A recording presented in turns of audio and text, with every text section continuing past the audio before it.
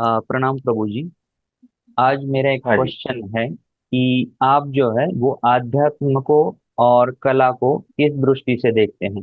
जैसे कोई पेंटिंग हुई या कोई सॉन्ग, सिंगिंग हुआ, जो भी कला होती है इंसान में, उसको आप और अध्यात्म को कैसे दृष्टि से देखते हैं, इस पे कुछ प्रकाश डालिए।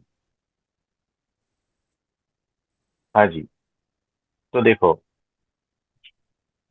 ये जो कला है ना, वो उन्हीं की ही श्रेष्ठ अभिव्यक्ति है। यानी परमात्मा को अगर अपने को अच्छे से व्यक्त करना है ना, तो कला के माध्यम से ही व्यक्त करेगा। और जब कला के माध्यम से व्यक्त करता है अपने को, तो दिव्यता होती है। दिव्यता दिव्यता का लेवल जो है ना, नेक्स्ट लेवल होता। अब अगर ये समझना कि पेंटिंग का ले लो, तो जब आप पेंटिंग करते हो, देखते हो, जो दिखता है उसके पीछे भी कुछ नजर आता है। यानी कि सिर्फ आकार नहीं दिखता, आकार के पीछे वो क्या है, जहां से वो आकार आ रहा है, ये भी दृष्टि होती है। जैसे जैसे आप समझो, कोई भी कला में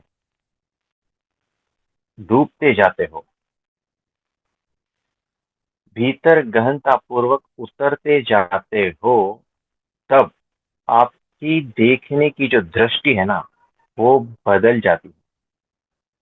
आपके आंखों पे से वो पर्दे जो संकुचितता के हैं, जो पर्दे मान्यता के हैं, वो हटने लगते। आपकी दृष्टि निर्मल होने लगती। यानी कला के माध्यम से आप निर्दोषता की ओर चले जाते हैं। सोचो। और कला के माध्यम से आप अहंकार रहितता की स्थिति को उपलब्ध होते हो। कला के माध्यम से आप महिमा के साथ भक्ति में लीन हो जाते हो। मतलब उनकी महिमा का पता चलता है आपको। यह अद्भुत बात है। तो जितने वक्त आप उस कला में डूबते हो, अपने को भूल जाते हो, और सिर्फ वो कला बच जाती है। वो सिर्फ जो क्रिया है वही रह जाती है। वो करने वाला शून्य हो जाता, कर्तापन शून्य हो जाता, अहंकार शून्य हो जाता। ये कितनी बढ़िया उपलब्धि है। यानी जब कर्तापन मिट जाता है ना, कर्ता मिट जाता है, अहंकार मिट जाता है, इसका मतलब क्या हो? यानी ऐसी कौन सी मेथड है जो आपके अहंकार को खत्म कर दे? तो कला वो मेथड है। पेंटिंग, वो कुछ बांसुरी बजाना, कुछ इंस्ट्रूमेंट बजाना, गाना, नाचना, नृत्य, ये सारा कुछ कुछ बनाना, कुछ क्रिएशन में लग जाना, कुछ पोएट्री, है ना, उसमें खो जाना, कुछ लिखते हो, उसमें खो जाना। यानी ये इंस्ट्रूमेंट के माध्यम से आप इसका पूरा पूरा उपयोग करके एक ऐसी अवस्था को उपलब्ध होते हो जहां पर आप नहीं होते हो, और सिर्फ वही रह जाता है। यानी देखो ना कि वो आपके माध्यम से, जब आप एक कलाकार होते हो, तो आपके माध्यम से वो रंग द्वारा प्रकट हो रहा है। पेंटिंग ले लो, है ना।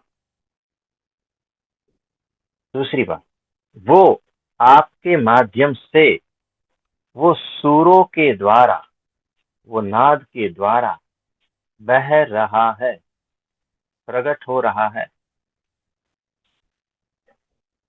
वो आपके माध्यम से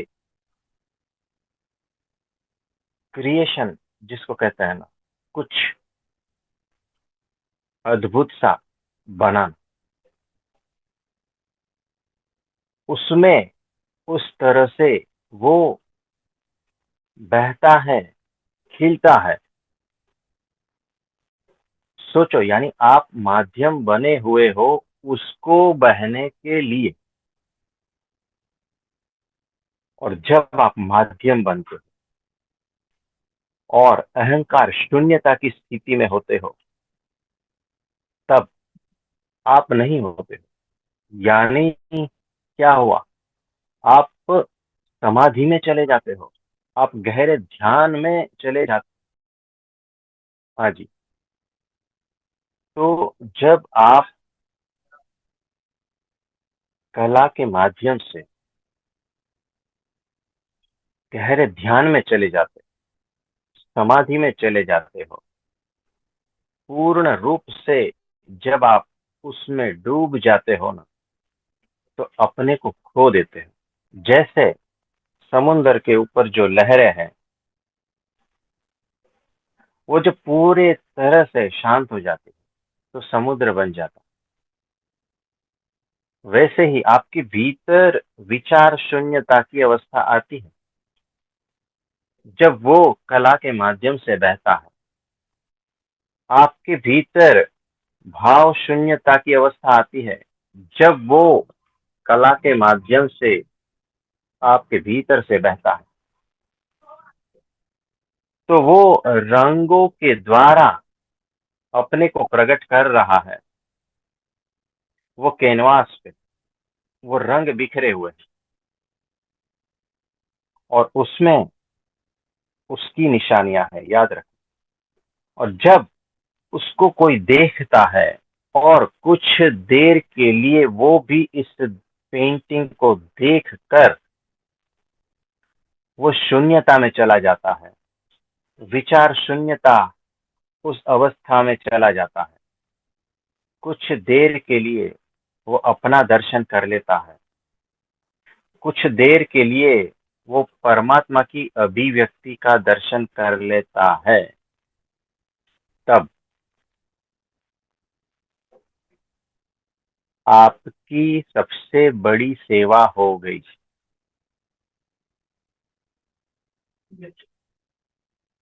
आप समझे? हाँ जी। तो जब वो परमात्मा की दिव्यता आपके भीतर से बहती है, रंगों के माध्यम से, सुरों के माध्यम से, नृत्य के माध्यम से, या और कई कई माध्यम है, और कई कई कला है जिसका हमें अंदाजा तक नहीं, है ना।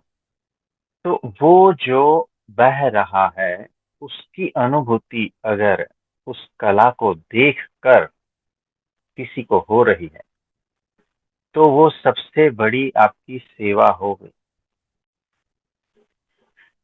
आप कहते हैं कि किसी को खाना खिलाना वो सबसे बड़ी सेवा हो गई। ठीक है, कोई बात नहीं। किसी को कपड़े देना, है ना, कोई बीमार है उसकी सेवा करना, ये ठीक है, कोई बात नहीं। लेकिन सबसे बड़ी सेवा तो वो हो गई कि आपके द्वारा जब वो बहता है, चाहे वो वाणी के द्वारा बहे, चाहे वो काव्य के द्वारा बहे, चाहे वो रंगों के द्वारा बहे, किसी भी तरह से बहे, और उसकी अभिव्यक्ति को अगर कोई देखे और अपने को भूल जाए, जब वो अपने को भूल जाए कुछ देर के लिए, कुछ क्षणों के लिए, तो समझना कि सबसे बड़ी सेवा हो गई।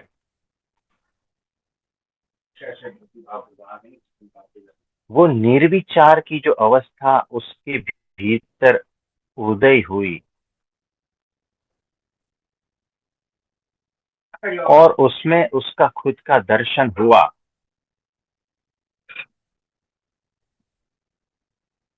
तो समझना कि बहुत बड़ी सेवा होगी। सेवा असली वही है जो सामने वाला अपने को समझने लगे, परमात्मा की महिमा समझने लगे, परमात्मा को समझने लगे, उससे एकाकार हो सके, खुद के स्वरूप को जान सके, वो होश में आ सके। यही सबसे बड़ी सेवा होती है। उसका माध्यम चाहे कुछ भी हो। और ये जो परमात्मा है ना, वो फूलों के द्वारा भी अपने को अभिव्यक्त कर रहा है,